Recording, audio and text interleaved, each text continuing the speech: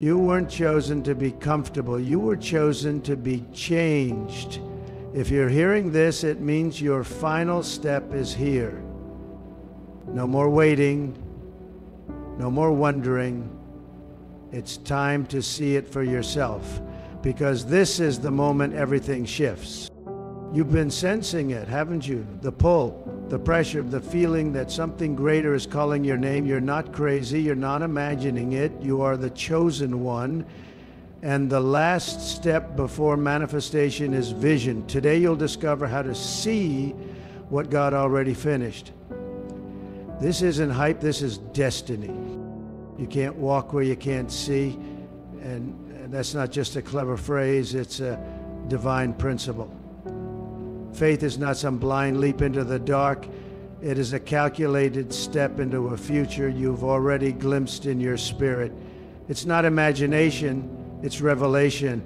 When God calls you, He doesn't give you a blueprint, but He gives you a glimpse. And that glimpse is enough to move mountains if you believe what you saw. Before Abraham packed his bags and left his father's house, he had already seen something that others couldn't.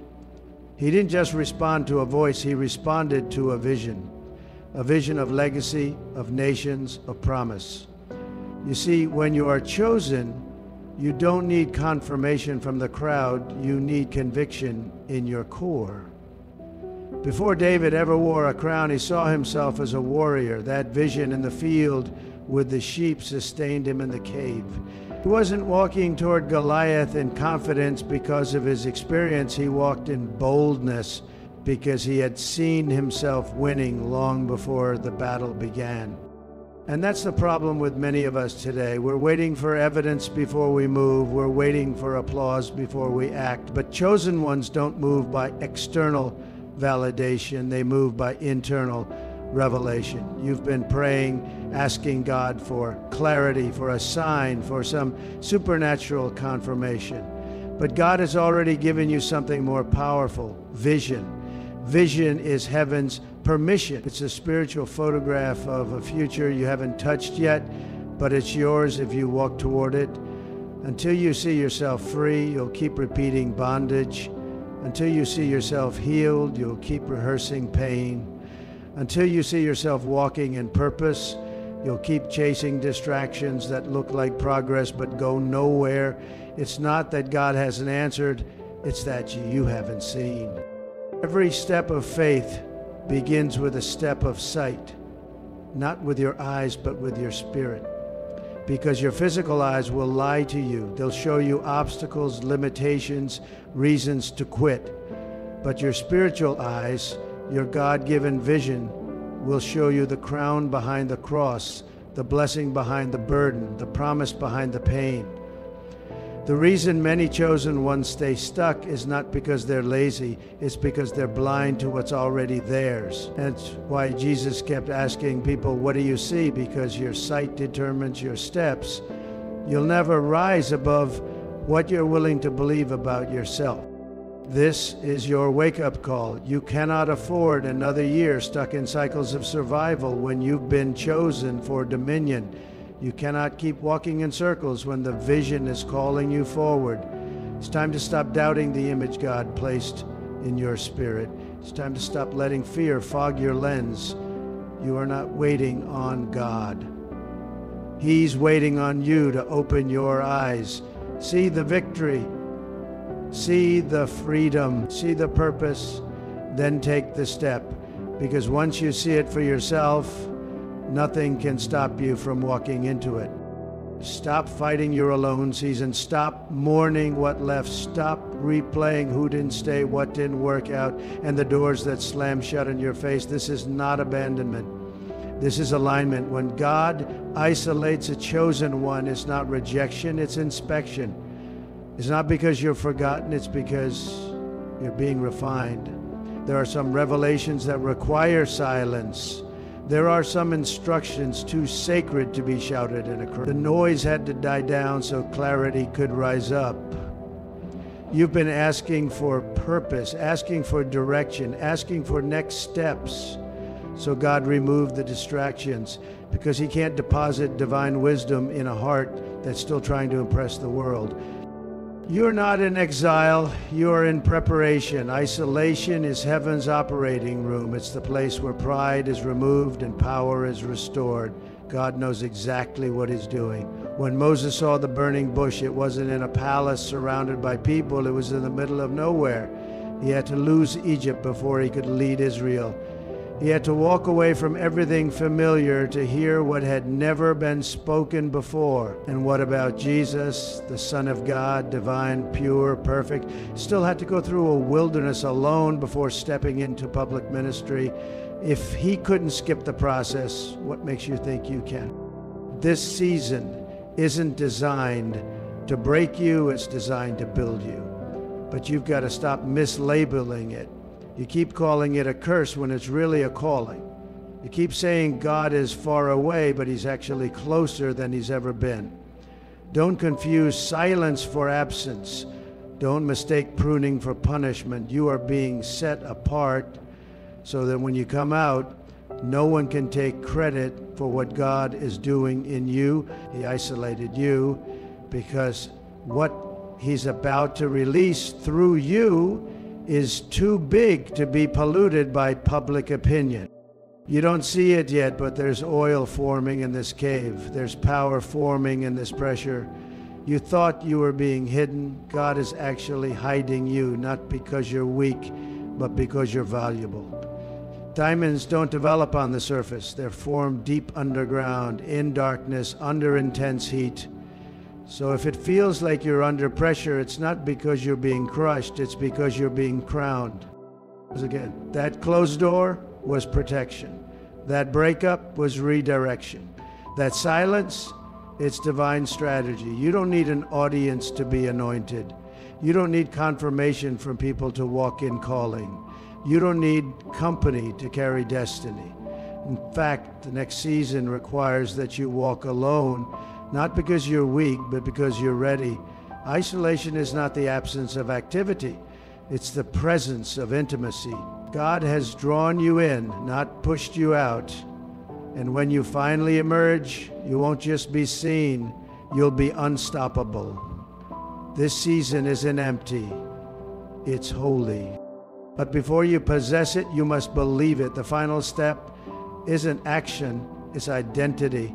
You must see yourself as God sees you, not broken, not unworthy, not forgotten, but chosen, appointed, and equipped. The enemy attacks your vision because he knows the truth. Once a chosen one sees who they really are, no force in hell can stop them. This is your final step. Align your vision with your value. Speak it until you see it. Declare it until you wear it. That's the battle. Identity. Because if you don't know who you are, you'll keep settling for what you were never meant to accept. You'll shrink to fit into spaces you were born to transform. You'll tolerate chains because you forgot you have keys. You'll beg for permission when God already gave you authority.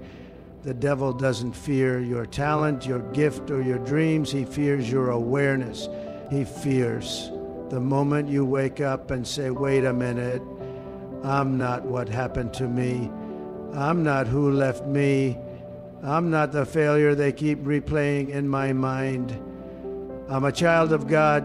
I'm royalty. I'm a warrior wrapped in wisdom.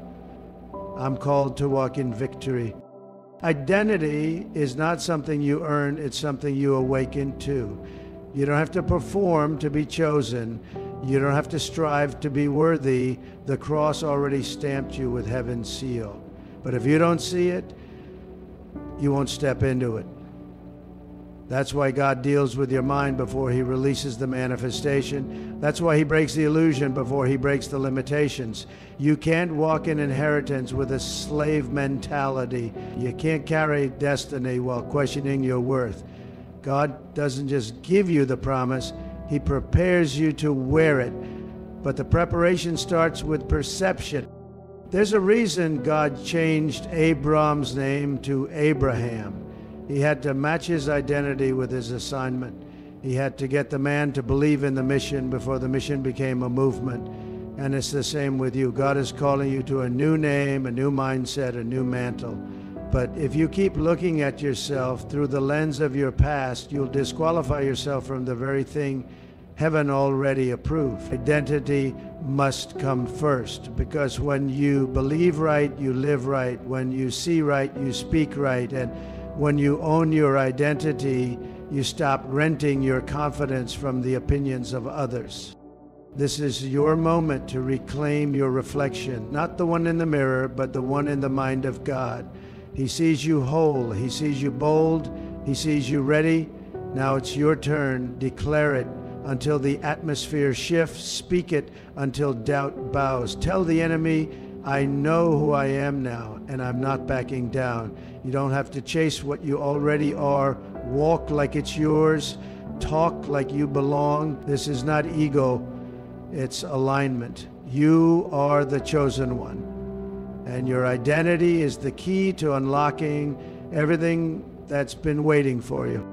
The valley is often where vision faces its greatest test. It's where the storms rage and the darkness seems to swallow your dreams whole. It's in the valley where doubts creep in and make it feel like everything you've believed in is slipping through your fingers. Yet, it's in this very place that the strength of your vision is forged.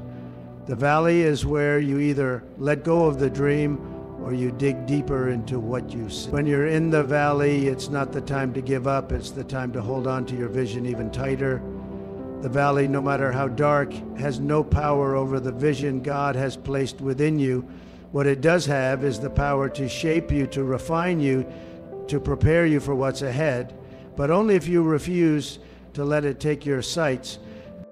Joseph's story is a testimony to this truth. He saw himself ruling, sitting on a throne, and his brothers bowing before him. But that vision didn't take him straight to the palace. No, Joseph had to go through betrayal, rejection, and imprisonment. It was in those very moments that he had to keep his vision alive. When he was thrown into the pit, it seemed impossible. When he was sold into slavery, it looked like everything he had seen would never come to pass. But he never lost sight of the throne. He couldn't afford to. Your vision is not dependent on what you see around you in the moment. It's rooted in the promise of what God has already declared over your life. The enemy wants you to focus on the circumstances, to let your environment define your destiny. But the truth is, your environment can't define you. The valley can't define you. Only the vision that God has given you can determine the path you take. This is where many people falter. They look at their valley, and instead of seeing it as a temporary place, they accept it as their permanent reality. When things get tough, when the pressure increases, they begin to lose sight of their God-given vision. They begin to doubt, to question, and to shrink back. But that's exactly what the enemy wants. He wants you to lose your view so that you lose your victory. Chosen one, you cannot afford to let the valley steal your vision. Your vision must outweigh the valley. The pain, the setbacks, the disappointments, they cannot be the end of your story unless you let them. When you're in the valley, speak the vision. Declare the promise even when everything around you says it's impossible. Speak life into your situation. Declare that your vision is bigger than the valley. That's how you keep moving forward. The valley is not a place to give up. It's a place to proclaim what's coming. It's in the midst of the valley that your faith gets tested. It's in that testing that your vision gets clearer. But if you allow the valley to steal your vision, you forfeit the very future that God has prepared for you. Do not allow the valley to be your final destination. See beyond it, speak beyond it, step beyond it. The valley is not your identity. It's a temporary stop on the way to your destiny. As you declare the vision in the face of opposition, as you speak the promise in the midst of your pain, you're taking the final step toward your future.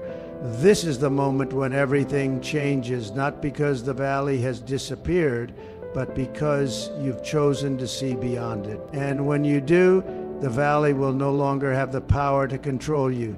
You will rise, and with every step you'll be walking toward the fulfillment of the vision that was always meant for you.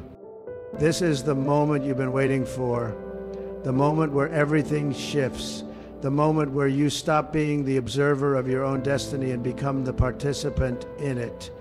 You've seen the vision, you've heard the call, you felt the pull. But let me tell you this, seeing it is not enough. You must say it and then you must step into it. This is the activation stage, the moment where your belief turns into action. For too long, you've been sitting on the sidelines of your purpose, waiting for the right moment, waiting for the perfect conditions.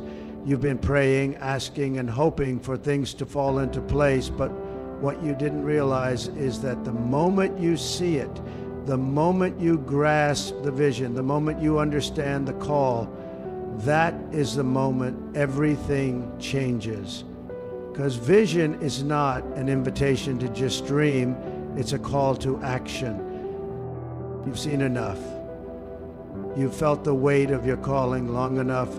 Your heart has been stirred by the possibilities of what you could accomplish, and the pain of where you are has driven you to desire change. But now is not the time to sit still. Now is the time to rise. Your purpose was never meant to stay a dream. It was meant to be lived, experienced, and fulfilled. The time for waiting is over. The time for activation is here. Saying it is not just about speaking words into the air, it's about declaring what you've seen in your spirit with authority. It's about speaking your future into existence. God spoke the world into being, and you too have the power to speak life over your destiny. You have the power to shape your reality with your words. When you say it, you are declaring to the heavens and the earth that you believe in what God has shown you. You are aligning your mouth with your vision and your faith with your actions. But saying it is not enough if you don't back it up with movement. Vision without action is like a dream without purpose. You must step into what you've seen. You must make the choice to act. Even when you don't have all the answers, even when the path is not completely clear, the greatest leaders, the greatest visionaries didn't wait for everything to fall perfectly into place before they took the first step. They moved forward in faith, one step at a time. They trusted that as they moved, God would guide them. They didn't wait for everything to be perfect. They moved in the direction of their vision, knowing that God would provide the clarity as they moved. It's time to move, not because you have it all figured out, but because you've seen what God has in store for you. You've been given a glimpse of your future, and now it's time to make it a reality. Step into it. Move forward with boldness. The vision has been made clear, and now it's up to you to take the steps that will bring it into the present. Faith without works is dead. Prophecy without pursuit is delayed. Destiny without decision is denied. You must make the decision to walk, to move, to take that first step. It may not be easy and it may not be comfortable, but it will be worth it. Your purpose is calling, and it's time to answer. The final step is not more waiting, it's stepping into the very thing that you were made for. So take a deep breath, hold your head up high, and step into your destiny. You've seen it, you've said it, now it's time to walk into it with faith and purpose. You were never meant to blend in. You were born to break through. This is your final step, not because you're at the end, but because you're about to begin. The future isn't waiting, it's watching. And all of heaven is leaning over the edge, waiting to see what the chosen one will do. So look again, see it for yourself, then rise and walk it out.